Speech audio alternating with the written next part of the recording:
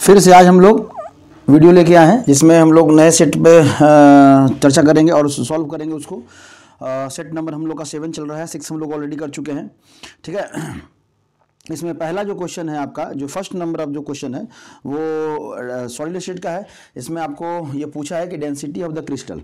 तो density formula तो आपका ये हो जाएगा, अगर आप फार्मूला रटे हुए हैं तो ये हो जाएगा। अगर मान लेते हैं फार्मूला आप नहीं रटे हुए हैं, सपोज आप स्किप कर गए, तो आप डेंसिटी इज इक्वल टू आप क्या लिखते हैं, मास बाय वॉल्यूम करते हैं। क्या करते हैं, मास बाय वॉल्यूम करते हैं। अब है मास, तो आप मोल अगर लिखेंगे तो ये आपका मास बटा मॉलिक्यूलर मास होगा, मॉलिक्यूलर मास। तो यहाँ से अगर हम लोग मास निकालें तो आपका हो जाएगा मोल इनटू मॉलिक्यूलर मास। ठीक है, तो इसके जगह पे अगर हम लोग डेंसिटी की जगह पे रख दें तो मास की जगह पे अगर हम लोग मोल इनटू आपका क्या रख दे, मॉलिक्यूलर मास। ठीक है, मॉलिक्यूलर मास अपॉन वॉल्यूम क्या होता है, तो ए क्यूब। यूनिट से होता है क्यूब, आपका क्यूबिक स्ट्रक्चर होता है। जो भी आपका लैटिस जो है वो क्यूब के फॉर्म में होता है यहाँ पे। ठीक है, तो यहाँ पे इस तरह से हम लोग लिखते हैं जिसका कि एक साइड क्या होता है, ए होता है। तब क्या है कि अगर डेंसिटी को हम लोग सिंबॉलिक फॉर्म में लिखे तो मोल क्या, 1 मोल की बात कर रहे हैं। तो हम लोग अगर वन मोल की बात कर रहे होते हैं तो यहाँ पे मॉलिक्यूलर मास एम से रिप्रेजेंट करेंगे और यहाँ पे ए क्यू आ गया। ठीक है, अब देखिए, अब आपके पास सिंपल क्यूबिक है, बीसीसी है, एफसीसी है। ठीक है, तो इसके पास एक पार्टिकल, इसके पास 2 पार्टिकल और इसके पास कितने होते हैं, 4 पार्टिकल होते हैं। तो ये एक पार्टिकल का आपको डेंसिटी निकालना है। तो यहाँ पे क्या हो जाता है, ये फार्मूला जो है ना मॉडिफाई होके 1 मोल, तो किसका 1 मोल, तो 1 पार्टिकल। कितने पार्टिकल है, 1। तो इस 1 को ना लिख के हम लोग क्या लिखते हैं, z लिखते हैं। तो z इंटू एम अपॉन ए क्यूब। अब 1 पार्टिकल है और टोटल 1 मोल में कितने पार्टिकल होते हैं, तो 6.022 इंटू 10⁻23। तो जो आपका फार्मूला है वो एनो, ये जो एनो है वो एवोगाड्रो नंबर को रिप्रेजेंट कर रहा है। ये जो z है ये एटॉमिक नंबर नहीं है, ध्यान रखिएगा। ये आपका number of particle in FCC, BCC या जो भी क्रिस्टल लैटिस आपका दिया हुआ है उसमें। ठीक है, तो ये ऑप्शन आपका बी हो जाएगा। देखिए, इस तरह से आप अगर वर्क करेंगे ना, क्वेश्चन को अगर सॉल्व करेंगे, फार्मूला को डिराइव करने की कोशिश करेंगे, नहीं भी आ रहा है तो आप क्या है ना कि कभी एग्जाम में अगर भूल भी जाएं तो आप खुद से जो है ना फार्मूला बना सकते हैं। ठीक है, डिराइव करके आप ला सकते हैं। तब नेक्स्ट क्वेश्चन है आपका, नहीं तो आसानी से जो है ना क्वेश्चन लीजिए, रटते रहिए। आप एग्जामिनेशन में मैक्सिमम आपका सही होगा तो 10 से 15 सही होने वाला है, 35 तो भूल जाइए।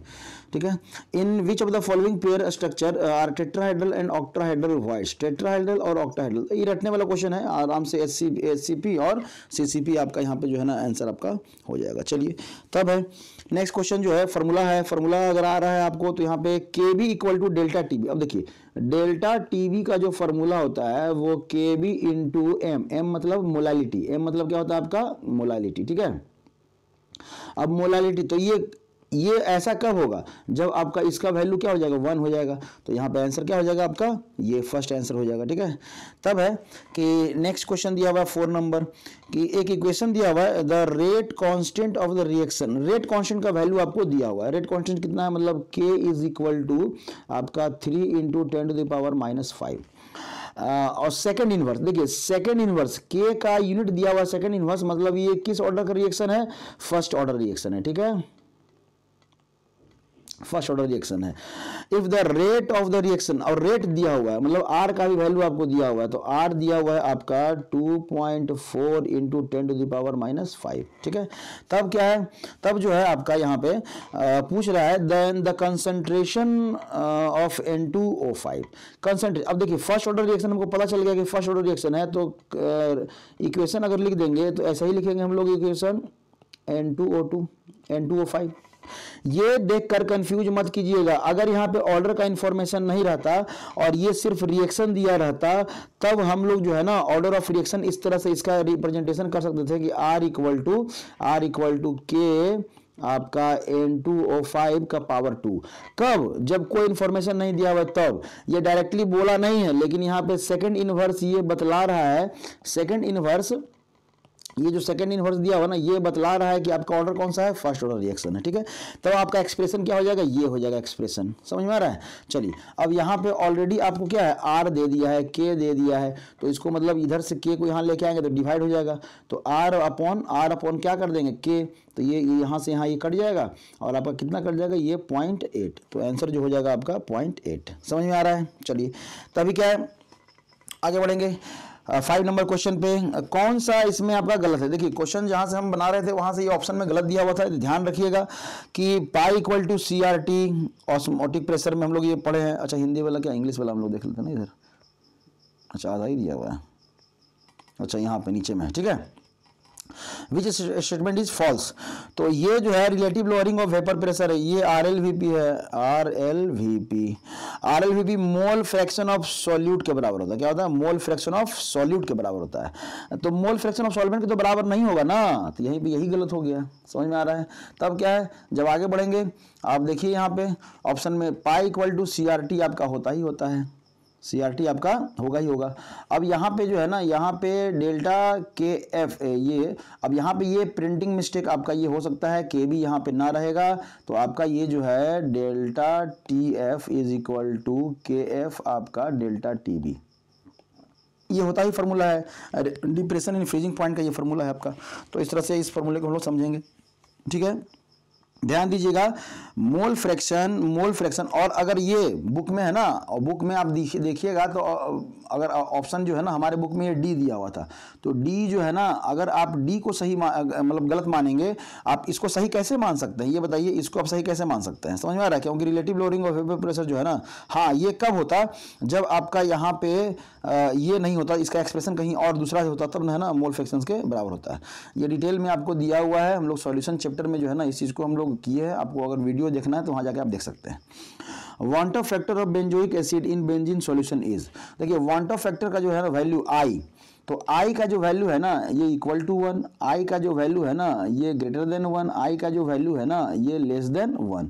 तो ये होता है कब, जब आपका ऑर्गेनिक सॉल्यूट रहेगा तब, और ये दोनों कब होगा, जब इनऑर्गेनिक रहेगा तब। समझ में आ रहा है? उसमें भी अगर हम लोग इसकी बात करें कि ये कब होगा, 1 से ज्यादा वैल्यू कब होगा, जब डिसोसिएशन का केस रहेगा, और 1 से कम कब रहेगा, जब एसोसिएशन का आपका केस रहेगा, ठीक है। तो ध्यान रखिएगा यहाँ पे आप। चलिए तब नेक्स्ट जो है आपका, नेक्स्ट इसको मिटा लेते हैं, ठीक है। नेक्स्ट तो यहाँ पे ऑर्गेनिक ही है, तो यहाँ पे तो 1 ही हो जाएगा, यहाँ पे 1 कहने की जरूरत है नहीं, यहाँ पे क्या हो जाएगा आपका 1 हो जाएगा। नेक्स्ट है during the electrolysis of NaOH aqueous NaOH solution molar ratio of gases liberated at the cathode. देखिए NaOH अगर है तो आपका जो गैस होगा कैथोड पे वो होगा H2, और जो एनोड पे होगा वो होगा O2। तो यहाँ पे H2 और यहाँ पे हाफ O2, आप देखिएगा इक्वेशन बनेगा तो H2 प्लस हाफ O2, जैसे H2O जो ब्रेक करेगा ना, तो यहाँ से H2 प्लस हाफ O2 निकलता है, तो ये 1 मोल है तो ये आधा मोल है, तो जब हाइड्रोजन 2 मोल रहेगा तो ये 1 मोल, तो ऑप्शन बी आपका सही रहेगा। ये इलेक्ट्रोलिसिस में जो है ना आपका यहाँ पे दिया रहता है, वहाँ पे भी आप जाके देख सकते हैं। ये बहुत इंपॉर्टेंट है, कंपटीशन में इस पोर्शन से क्वेश्चन पूछता है, तो अगर इसको अच्छे से कर लेंगे इस पोर्शन को तो ज़्यादा अच्छा रहेगा। डिस्चार्ज पोटेंशियल जो है ना जिसका कम वही आपका डिपोजिट होगा, ये याद रखिएगा, डिस्चार्ज पोटेंशियल जिसका कम वही डिपोजिट होगा। अब इसको याद कैसे करेंगे, तो आप समझ सकते हैं थोड़ा सा, हाइड्रोजन ही क्यों आपका कैथोड पे आ रहा है, जबकि सर यहाँ तो अगर हम लोग NaOH को अगर तोड़ेंगे तो Na प्लस और OH माइनस आएगा, तो ये सोडियम प्लस का डिस्चार्ज पोटेंशियल है ना वैल्यू ज़्यादा होता है हाइड्रोजन से।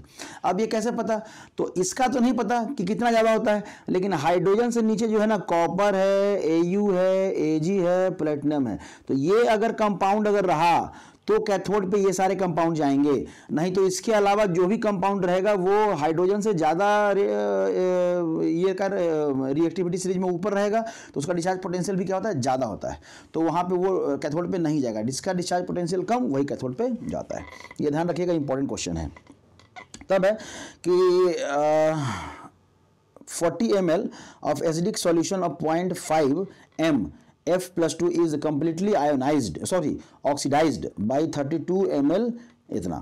तो ये मोलरिटी आपको पूछ रहा है, मोलरिटी जो आपका पूछ रहा है, तो यहाँ पे आप ध्यान दीजिएगा, जो मोलरिटी है आपका, हम लोग कहते थे M1V1 इक्वल टू M2V2। अब चूंकि आप यहाँ पे कितना इलेक्ट्रॉन का गेन, लूज और गेन हो रहा है, ये आपको ध्यान रखना है। मतलब मोलरिटी यहाँ पे हम लोग N1 कर दें और यहाँ पे क्या कर दें N2 कर दें। तो अगर हम लोग आयरन को माने, आयरन जो है ना Fe+2 में है, ये ऑक्सीडाइज होगा तो क्या होगा, Fe+3 में होगा, तो कितना इलेक्ट्रॉन का, 1 इलेक्ट्रॉन का। तो इसका जो मोलरिटी है वो कितना है, 0.4। इनटू आपका इसका जो ये कितना है 40 है वॉल्यूम, और इसका इलेक्ट्रॉन कितना हो गया 1, इज इक्वल टू इसका मोलरिटी कितना है, तो इसका मोलरिटी पूछ रहा है m इंटू इसका वॉल्यूम कितना है, तो 32 इंटू एसिडिक सॉल्यूशन है आपका KMnO4 का, तो एसिडिक सॉल्यूशन KMnO4 का है, तो ये 5 इलेक्ट्रॉन का लूज गेन करता है, तो यहाँ 5 इलेक्ट्रॉन से मल्टीप्लाई कर दीजिए, बस यहाँ से m निकाल लीजिए, मतलब सबको इधर लेके चले आइए, समझ में आ रहा है, मतलब 0.4 और यहाँ 40, तो यहाँ पे क्या हो जाएगा 4 इंटू 4 हो जाएगा, ठीक है, अपॉन इधर से कितना आएगा 32 इंटू 5, तो ये 8 बार में, ये 2 बार में, तो ये कितना हो जाएगा 1/10, मतलब 0.1, तो आंसर जो हो जाएगा आपका 0.1। समझ में आ रहा है। चलिए तब है ये बहुत बार पहले हम लोग के समय में बहुत बार पूछा जाने वाला क्वेश्चन था, आज भी इतना ही इंपॉर्टेंट, आज भी पूछा ही जाता है। व्हेन मिक्सचर ऑफ ये पोटेशियम क्रोमेट का ये फार्मूला है डाइक्रोमेट का, NaCl एंड कंसनट्रेटेड H2SO4, अगर इनको मिक्स कर दिए, ठीक है, मिक्स कर दिया और हीट कर दिया तो एक रेड फ्यूम निकलता है, ठीक है। इसका नाम क्या है, इसका मॉलिक्यूलर फार्मूला क्या है, रेड फ्यूम को हम लोग इस टेस्ट को कहते हैं ना, मिक्सचर को कहते हैं क्रोमाइल क्लोराइड टेस्ट, बाद में इसको हम लोग यूज भी करते हैं क्रोमाइल क्लोराइड, और क्रोमाइल क्लोराइड का जो फार्मूला है ये होता है CrO2Cl2, ठीक है। तो ये डायरेक्टली याद करने वाला क्वेश्चन है, क्रोमाइल क्लोराइड टेस्ट, वहाँ जहाँ पढ़ेंगे वहाँ पे आपको नजर आएगा। The noble gas which not absorb by coconut charcoal, coconut charcoal से जो एब्जॉर्ब नहीं तो वो होता है हीलियम आपका, ठीक है। अब आपका यहाँ पे है FeX6, इसको जो है ना हम लोग अगर ये करते हैं, क्या करते हैं, हाइड्रोलिसिस करते हैं, हाइड्रोलिसिस नॉट प्रोड्यूस, क्या प्रोड्यूस नहीं करेगा, तो देखिए ये प्रोड्यूस होता है, ये प्रोड्यूस होता है, ये भी प्रोड्यूस होता है, लेकिन इसका फार्मूला जो है ना, यहाँ पे थोड़ा सा प्रिंटिंग मिस्टेक क्या है कि यहाँ पे 4 होना चाहिए था, ठीक है, XeOF4 ये होता है, 6 नहीं होगा, तो ये जो है ना ये नहीं हो। देखिए याद रखिएगा कि जेनॉन जो है ना, जेनॉन अपने सारे इलेक्ट्रॉन को यूज नहीं कर लेता है, ठीक है, तो ऐसा प्रोडक्ट नहीं बनाएगा, ऐसा प्रोडक्ट नहीं बनाता है, उसके पास एक लोन पेयर होता है, मैक्सिमम एक लोन पेयर वो रखेगा ही रखेगा, ठीक है। तो जिनोन अपने सारे इलेक्ट्रॉन्स का लूज नहीं कर सकता है, ठीक है, तो ये याद रखिएगा, इस तरह का प्रोडक्ट नहीं बनाता है यहाँ पे, तो यहाँ पे जो हो जाएगा। तब लिखा है कि which has the maximum pH in aqueous solution, किसका pH जो है ना आपका ज़्यादा है एक्वस सॉल्यूशन में, तो ये याद यहाँ पे तो ये खैर याद कर लेने का आपका चीज़ है, इलेक्ट्रोकेमिस्ट्री में जब आप पढ़ेंगे तो इसको जो है ना आप बनाना होगा कि अगर डाउन द ग्रुप जाएंगे तो आपका जो है ना एसिडिक नेचर जो है ना डिक्रीज करता है, एसिडिक नेचर डिक्रीज करता है डाउन द ग्रुप, ठीक है। और या अगर आपका नंबर ऑफ ऑक्सीजन अगर आपका बढ़ रहा है, नंबर ऑफ ऑक्सीजन बढ़ रहा है तो भी एसिडिक नेचर डिक्रीज करता है। तो यहाँ पे देख रहे हैं ना, नंबर ऑफ ऑक्सीजन आपका क्या हो रहा है, इंक्रीज कर रहा है, तो इसका सबसे कम, उससे ज़्यादा और उससे ज़्यादा, तो मतलब सबसे ज़्यादा जो अगर pH कहेंगे तो आपका किसका हो जाएगा, NaClO का हो जाएगा। समझ में आया, ठीक है। तब है नेक्स्ट जो है यहाँ पे which is strongest oxidizing agent among the following, और स्ट्रॉन्गेस्ट ऑक्सीडाइजिंग एजेंट कौन है, तो ऑक्सीडाइजिंग एजेंट आपका ये हो जाएगा, ठीक है, ऑक्सीडाइजिंग एजेंट जो है आपका ये हो जाएगा। समझ में आ रहा है। तो ये सब आप अगर इनऑर्गेनिक वाला वीडियो हमारा देखे होंगे तो वहाँ पर डायरेक्टली आपको ये प्रॉपर्टी सब मिल जाएगा, रीजन भी वहाँ डिटेल में बताएंगे। यहाँ पर बस शॉर्ट टाइम कम है, इसको रिविजन कर रहे हैं हम लोग जल्दी एक न्यूमेरिकल क्वेश्चन बनाने की कोशिश कर रहे हैं, तो यहाँ ज़्यादा बता नहीं सकते हैं, आप वीडियो के लिंक पर जाकर देख सकते हैं, ठीक है। 14 नंबर क्वेश्चन, पी-पाई-डी-पाई बॉन्ड, तो ये SO4 जो है ना आसानी से आपका ये रह जाएगा यहाँ पे, और बाकी किसी में है नहीं। मैक्सिमम नंबर ऑफ आपका यहाँ पे पी-पाई-डी-पाई का फॉर्मेशन होता है यहाँ पे, ठीक है, maximum number of electron p pi d pi bond. तब लिखा हुआ है द स्ट्रॉन्गेस्ट रिड्यूसिंग एजेंट, ये पहले भी क्वेश्चन हम लोग कर चुके हैं। अब देखिए क्वेश्चन करते करते हम लोग को आइडिया भी लग गया है, ये सब पहले क्वेश्चन करते हैं। साइज जिसका देखिए, अगर आयन है, अगर फ्लोरीन जो है ना मतलब हेलोजन ग्रुप अगर आयन के फॉर्म में है तो सबसे ज़्यादा जो है ना उसका ट्रेंड ये हो जाएगा कि आयोडीन सबसे ज़्यादा रिड्यूसिंग एजेंट का काम करेगा, क्योंकि वो साइज बड़ा है, इलेक्ट्रॉन आसानी से लूज कर देगा। और इलेक्ट्रॉन लूज करना मतलब उसका क्या हो रहा है, आपका ये हो जा रहा है, ठीक है। तब है कि which gas form vertex ring in contact of air, vertex ring in contact of air, तो यानी फॉस्फीन। तो फॉस्फीन के लिए जो है ना, अब देखिए ऑप्शन में यहाँ पे ये भी दे दिया है, ये भी दे दिया है, तो आप फॉस्फीन के साथ जा सकते हैं, ये भी कर सकते हैं, और अगर ये ना रहे तो ये भी कर सकते हैं। तो इस तरह से क्वेश्चन आ गया होगा, तो यहाँ पे दोनों बच्चे किए होंगे तो भी सही रहा होगा, क्योंकि फॉस्फीन गैस जो है ना वो आपका ये करता है, ये वर्टेक्स जो है ना यहाँ पे ये जो वर्टेक्स है लिखा हुआ है, ठीक है, vertex ring in contact of air तो फॉर्मेशन करता है, ठीक है। तब आ जाइए आपका 17 नंबर जो है आपका यहाँ पे 17 नंबर में propyne reacts with sodium in presence of liquid ammonia form compound A. Compound A reacts with compound B to form two आपका butyne. The compound B is. अब देखिए यहाँ पे ज़्यादा बड़ा रिएक्शन है, अब रिएक्शन को डायरेक्टली हम लोग बता नहीं सकते हैं यहाँ पे, इसका भी अलग से हम आपको वीडियो लेके ऑलरेडी हम पहले बोल ही चुके हैं कि आएंगे यहाँ पे, ठीक है। यहाँ पे बस आंसर आप जान लीजिए कि जो ये आपका जो बनेगा वो जो बी है वो CH3Br, CH3Br। तो आप यहाँ पे ये शॉर्टकट में समझ लीजिए, ठीक है।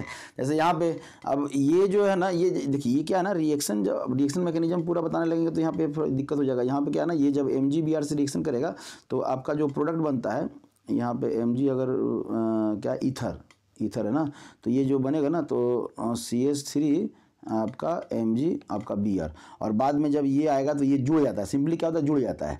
तो ये जुड़ जाएगा और उसके बाद हाइड्रोलिसिस कर दिए तो ये जुड़ जाएगा। कहाँ जुड़ेगा, तो यहाँ से ये बॉन्ड हटेगा, यहाँ से ये बॉन्ड हटेगा और यहाँ पे ये जुड़ जाएगा। ये है आपका कुछ इस तरह से, तो यहीं पे आके वो जुड़ जाएगा। क्या है, यहीं पे आके आपका CH3 जुड़ जाएगा। अब बाद में हाइड्रोलिसिस करेंगे तो यहाँ पे ये क्या हो जाएगा, हाइड्रोजन अल्कोहल बन जाएगा। क्या बन जाएगा, आपका अल्कोहल बन जाएगा। तो ये डबल बॉन्ड सिंगल बॉन्ड हट जाएगा और आपका अल्कोहल बन जाएगा। तो यही जो आपका प्रोडक्ट है। तो रिएक्शन मैकेनिज्म में जो है ना, इसका अलग से हम क्लास भी लेके आएंगे। यहाँ डिटेल है, 2-3 रिएक्शन को मिला के दिया रहता है कन्वर्जन। एक तो नेम रिएक्शन आप याद करते रहिए, क्योंकि इसके बाद जो हम लोग सेशन लेके आने वाले हैं वो नेम रिएक्शन का लेके आने वाले हैं। और नेम रिएक्शन से रिलेटेड कितना क्वेश्चन आया है अभी तक आपको हम दिखलाएंगे, ठीक है। तो यहाँ पे ध्यान रखिएगा। तो पहले नेम रिएक्शन अगर आप अभी से करना शुरू कर दे रहे हैं तो आपको फायदा हो जाएगा। तब है नेक्स्ट क्वेश्चन जो है आपका, विच of the following acid can not prepare form Grignard reason. तो ये फॉर्मिक एसिड का फॉर्मेशन नहीं करता है, ठीक है। ये तो रटा क्वेश्चन है। Arsenic drugs are mainly used in the treatment of. अब देखिए आर्सेनिक ड्रग जो है ना वो आपका ट्रीटमेंट में यूज करता है। किसके ट्रीटमेंट में हम लोग यूज करते हैं, तो यहाँ पे जो ऑप्शन है वो तो आपका आंसर हो जाएगा, ठीक है। क्या हो जाएगा आंसर आपका, ये साइफिलिस, ठीक है। यहाँ पे साइफिलिस जो है ना आपका वो आंसर। लेकिन साइफिलिस के अलावा भी बहुत सारा आपका जो है ना बीमारी है जिससे कि हम लोग आर्सेनिक का यूज करते हैं। तो यहाँ पे आप लिख सकते हैं, यहाँ पे आप नोट भी कर सकते हैं, जिसमें कि आपका सोरेसिस होता है, सोरेसिस, सिफिलिस तो है ही, आपका स्किन अल्सर, आपका ज्वाइंट डिजीज। तो ये सब में जो है ना आप कह सकते हैं कि आपका वो आर्सेनिक को जो है हम लोग यूज करते हैं, ठीक है। तब है नेक्स्ट क्वेश्चन है कि which of the following gives red PPT with Fehling solution. अब देखिए फेलिंग सॉल्यूशन जो है ना कौन गिव करेगा, तो फेलिंग सॉल्यूशन किसके टेस्ट के लिए होता है, एलिफेटिक अल्डिहाइड के लिए होता है। तो एलिफेटिक अल्डिहाइड यहाँ भी है, देखिए अल्डिहाइड यहाँ पे है लेकिन ये एरोमेटिक अल्डिहाइड है। एलिफेटिक अल्डिहाइड यही है, बाकी तो ये कीटोन है और ये क्या है, ईथर है। तो ये अल्डिहाइड के लिए होता है, तो ये एलिफेटिक अल्डिहाइड ये है, आंसर आपका हो जाएगा, ठीक है। तब है यहाँ पे which arrangement is correct regarding increasing order of stability. Stability की अगर हम लोग बात करें तो टर्शियरी कार्बोकेटाइन सबसे ज़्यादा, फिर सेकेंडरी और फिर क्या होता है आपका प्राइमरी। प्लस आई ग्रुप आप देखिएगा किससे ज़्यादा लगा हुआ है, तो जिस कार्बन पे प्लस ग्रुप ज़्यादा लगा रहेगा आपका वो ज़्यादा रहेगा। तो इस कार्बन पे प्लस ग्रुप अगर पॉजिटिव कैटायन की बात करें तो ये ज़्यादा होगा। और उसी तरह से अगर ये तो कार्बोकैटायन की बात हो गई, और अगर कार्बो एनायन की बात करें तो इसका जस्ट उल्टा हो जाएगा, समझ में आ रहा है। तो यहाँ कार्बोकैटायन, तो ये स्ट्रॉन्ग, ये अब कहेंगे सर तो ये भी तो आपका प्राइमरी है, ये भी प्राइमरी है, ये भी प्राइमरी है। लेकिन यहाँ पे देखिए ना जो आपका प्लस आई ग्रुप है ये बड़ा है, ये 2 कार्बन का है, यहाँ पे 1 कार्बन का है, यहाँ एक भी कार्बन का नहीं है। तो ये ऑप्शन तो आपका आंसर ये हो जाएगा इसका जस्ट। तो ये तो गलत हो गया क्योंकि ये तो नेगेटिव साइन दिया हुआ है, ये क्या दिया हुआ आपका, नेगेटिव साइन दिया हुआ है, ठीक है, नेगेटिव साइन दिया हुआ, तो ये तो गलत हो गया, समझ में आ रहा है। तो कार्बोकैटायन, टर्शियरी कार्बोकैटायन, सेकेंडरी, फिर आपका प्राइमरी। लेकिन कार्बन एनायन की बात करें तो प्राइमरी सबसे ज़्यादा, फिर सेकेंडरी और फिर आपका टर्शियरी, ठीक है। ऑर्गेनिक ऐसा चीज़ है ना कि थोड़ा सा मुश्किल तो है, लेकिन अगर आप समझ लेना तो बहुत आसानी से क्वेश्चन मतलब आ रहा है तो सीधा आ ही रहा है, ठीक है। विच इज़ एम्फोटेरिक अमॉन्गस्ट, इनमें से कौन सा एम्फोटेरिक है, तो एल्युमिनियम का जो है वो एम्फोटेरिक होता है। लिखा है which has greater bond angle, ठीक है, किसका बॉन्ड एंगल ज़्यादा होगा, ध्यान रखिएगा। यहाँ पे आंसर तो आपका सी हो जाएगा, ठीक है। बॉन्ड एंगल किसका ज़्यादा हो जाएगा, तो आंसर सी हो जाएगा। आपको बॉन्ड एंगल अगर मान लेते हैं सेंट्रल एटम और ये है आपका सपोज कोई सिमिलर, कोई एच नहीं देते हैं, वाई देते हैं, यहाँ भी वाई देते हैं, ठीक है, वाई देते हैं। और यहाँ पे हम y कर दिए और यहाँ भी हम दे दिए y दे दिए y दे दिए। या इतना बताने से अच्छा है कि सीधा आप जानिए कि अगर सेंट्रल एटम सेम है और पेरीफेरी एटम का साइज बढ़ेगा तो बॉन्ड एंगल बढ़ेगा, ठीक है। पेरीफेरी पर जो एटम है उसका साइज बड़ा होगा तो बॉन्ड एंगल बड़ा होगा।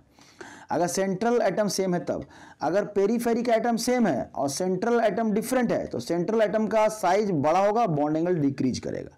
ये हम बहुत अच्छे से आपको इनऑर्गेनिक वाले पोर्शन में बता चुके हैं, 15, 16, 17 जहाँ पी ब्लॉक पढ़ा रहे हैं, उसको अगर आप देख लें तो आपका काम चल जाएगा, ठीक है। आप कहेंगे सर पी ब्लॉक तो हमारा, तो भाई आप बिहार बोर्ड हैं, आपका कुछ भी डिलीट नहीं होता है, सब आता है, ठीक है, जाके वहाँ देख सकते हैं, आप CBSE वाले नहीं हैं। तब है आपका 25 नंबर क्वेश्चन। यहाँ से CH3Cl KCN और हाइड्रोलिसिस कर दिए। क्या कर दिया? हाइड्रोलिसिस कर दिए।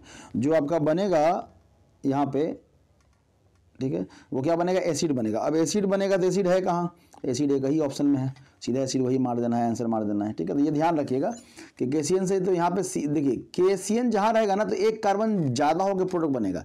जब हम लोग नेम रिएक्शन लेके आएंगे ना तो यही चीज़ बताने वाले हैं कि सबसे आपको देखना क्या है रिएक्शन में कि रिएक्टेंट का कितना कार्बन का प्रोडक्ट है और प्रोडक्ट में कितना कार्बन का आपका कंपाउंड बन रहा है, ठीक है, ये ध्यान रखिएगा। तो CN है तो एक तो C ऐड हो जाएगा तो 2 कार्बन का बनेगा। तो यहाँ भी देखिए 2 कार्बन, यहाँ भी 2 कार्बन, यहाँ भी 2 कार्बन और यहाँ भी 2 कार्बन, ठीक है। लेकिन ईथर तो नहीं बनेगा क्योंकि ये अटैच होगा तो सामने से अटैच होगा, बीच में तो अटैच होगा नहीं। तब हाइड्रोलिसिस करेंगे तो वो आपका क्या बन जाएगा? एसिड बन जाता है, ठीक है। तब है आपका कि विच कार्बोनेट डज नॉट, अब कार्बोनेट कौन सा एग्जिस्ट नहीं करता, ये तो बचपन से देखते आ रहे हैं, ये तो सुनते ही हैं हम लोग, और Cu ये भी हम लोग ये नहीं देखे हैं, ठीक है। तो ये आंसर हो जाएगा आपका। तब formaldehyde is heated with phenol. Phenol के प्रेजेंस में अगर फॉर्मल्डिहाइड को हीट करेंगे ना तो बैकलाइट बनता है, स्विच बोर्ड वगैरह है ना, स्विच बोर्ड लाइट वगैरह बनता है, 2 बैकलाइट बनता है। अब देखिए सबसे अच्छा क्वेश्चन है और बहुत आपका क्वेश्चन है कि ये ओजोन जहां देखिए ना, जहां अल्कीन तो सीधा इस बॉन्ड को ब्रेक कर दीजिए। इस बॉन्ड को ब्रेक कर देंगे ना तो इस बॉन्ड को ब्रेक करने के बाद सब जगह ऑक्सीजन लगा दीजिए। तो यहाँ पे कितना कार्बन हो जाएगा? ऐसे ऐसे ऐसे ऐसे और यहाँ भी इस तरह से बॉन्ड ब्रेक कर दीजिए, मतलब डबल बॉन्ड है, ब्रेक कर गया। और उसके बाद जहाँ ये क्या हो जाएगा आपका, फिर से H2O और Zn के प्लस में हम कर देंगे, हाइड्रोलिसिस कर देंगे, मतलब H2O और Zn के प्लस में, तो ये क्या बन जाएगा? अल्डिहाइड बन जाती है। क्या बन जाता है? अल्डिहाइड बन जाता है, मतलब चेन खुल जाएगा, चेन जो है ना ओपन हो जाएगा। चेन ओपन हो गया तो क्या बनेगा आपका? तो यहाँ पे 1 2 3 4 5 6 खाली कार्बन गिन लीजिए, 6 कार्बन का है, तो ये जो आंसर हो जाएगा यही आपका फाइनल आंसर है। समझ में आ रहा है? तो इस तरह से लगभग हम लोग इसके भी क्वेश्चंस को हम लोग कर लिए और आगे भी हम लोग करते रहेंगे। 7 कर लिए हैं, 3 और कर लेंगे तो हम लोग का ऑलमोस्ट जो है ना टारगेट जो है ऑब्जेक्टिव का पूरा हो जाएगा। और तब हम लोग 2 नंबर क्वेश्चन जो पहले भी हम बता चुके हैं कि 2 नंबर क्वेश्चन बने रहिए चैनल के साथ, आपको अच्छा ही लगेगा। 100% आपका स्कोर होगा। 35 क्वेश्चन जो है ना मिनिमम आप 35 मिनिमम करेंगे तो एग्जामिनेशन में तो 50 क्वेश्चंस मिनिमम, खाली इतना ही कर लेंगे तो 50 क्वेश्चन मिनिमम आसानी से आप कर सकते हैं। ध्यान रखिएगा फार्मूला, एक चीज़ आप ध्यान दे रहे होंगे वो क्या है? आपका फार्मूला। तो फार्मूला जो है ना आप थोड़ा सा करते रहें, फार्मूला करते रहेंगे तो आपको अच्छा लगेगा, ठीक है। Thank you.